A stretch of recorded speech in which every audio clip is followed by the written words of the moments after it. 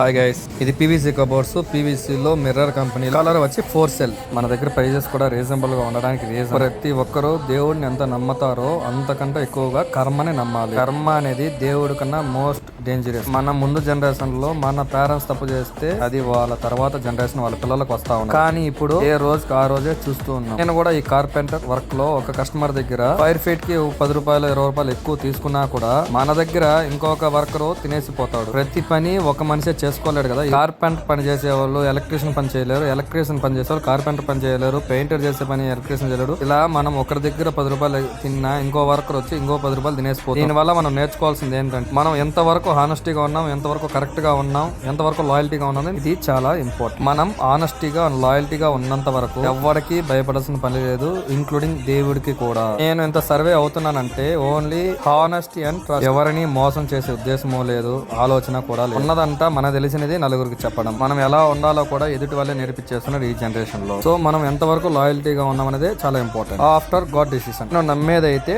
Do or die my quotation. Not only work with life time. చాలా follow అవ్వండి, YouTube లో subscribe చేయండి. ఈ కొటేషన్స్ అన్ని చెప్తున్నానంటే నేను ఎక్స్పీరియన్స్ చేసినవి అని చూసినవి మాత్రమే.